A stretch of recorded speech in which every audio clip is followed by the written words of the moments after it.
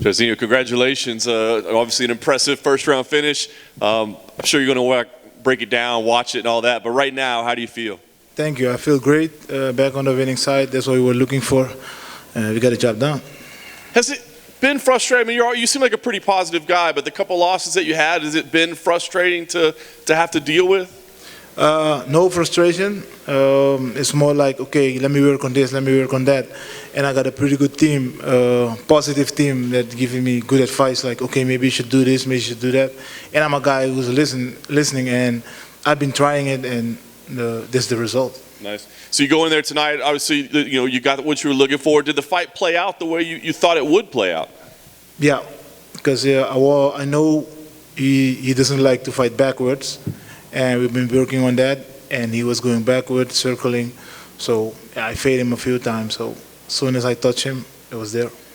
I know you have to be aware of his power as well, right? So you can't just go rushing in there. So I'm just curious, was that kind of a mind game in there? Because I'm sure you wanted to have more volume this time, right? But you just can't go crazy in there. That's true. You have to be careful because it's a heavyweight. Any punch can be finished. Was it a mind game at all, knowing like, hey, I need to pull the trigger, I can't do what happened last time, but also I can't go crazy? Not a mind game, but more like it's a strategy. So I know what he was doing or what he wanted to do when he go backward. So, yeah.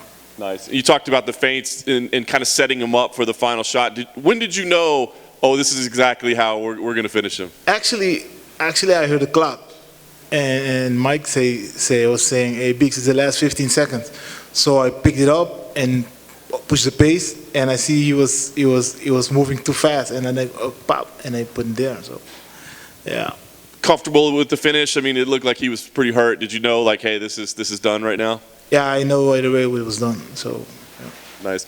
The messages coming from your corner, obviously your coaches were speaking to you nonstop during the entire fight. What was the messages there, and are you processing everything that's coming your way? Yeah, mostly is what he's saying is I do everything he says. So I'm coachable, actually, people say to me, because I've been working with him for a while, a couple of years, all my career. Come on.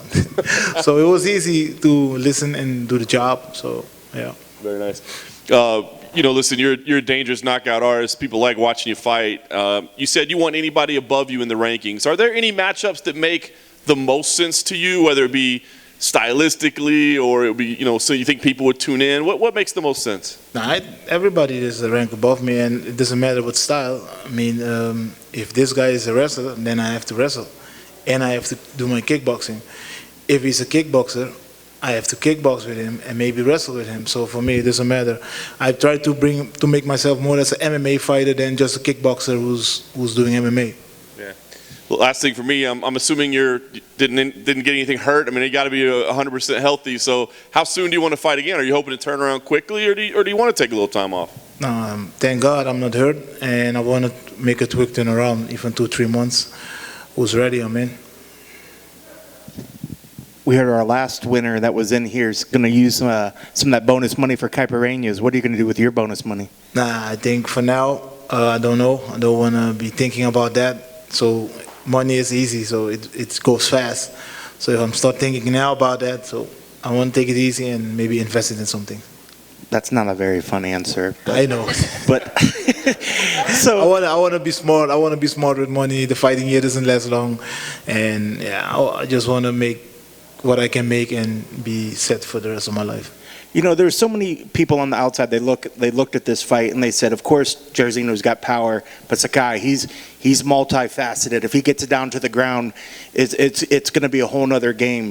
Do you think people are underestimating the power that you have, and people still have to get inside and get close to you to try to take you down? Do you think people underestimate the power that you have in your hands? I think they underestimated me, but Sakai didn't, because he didn't approach. He was fighting from the outside and fighting backward, circling around me. So I didn't think he underestimated me. And it looked like the shot that dropped him was just above the ear, maybe a little bit behind it. Is that the sweet spot? When you hit that, did you know that he's in trouble and that the finish is going to come quickly after first, that? I just throw it. That wasn't the finishing punch. I just fake him and I see he goes, so I just throw it, see what his reaction should be. And I saw he's dropped, so there is where the left come, boom, boom, boom, and it was done. Do you feel that you are the strongest puncher in the heavyweight division? No, I don't feel like it. My coach keep telling me that I'm one of the fastest guy in the heavyweight, but I don't think I'm the fastest guy. I want to be faster. I was going to say, we see a lot of guys that try to put the speed and precision over power.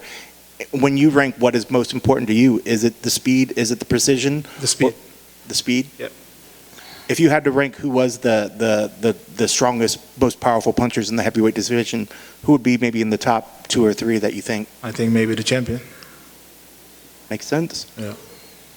I want to ask a quick follow-up. Were you surprised people made such a big deal about your height? I saw you even went to social media like, I'm not 6'4". Yeah, that's correct. I mean, I'm 188 centimeters, so 6'2". I think in the beginning of my career, the UFC made a mistake in that, so, yeah. Were you surprised people were talking about it? Because the fact that you took to social media kind of made me laugh a little bit. Nah, I always want to make sure that everybody know the right answer. You do seem bigger than 6'2". Maybe my shoes. That's it. Big soul. Yeah. Oh, good. That's what they call it. Yeah. Perfect.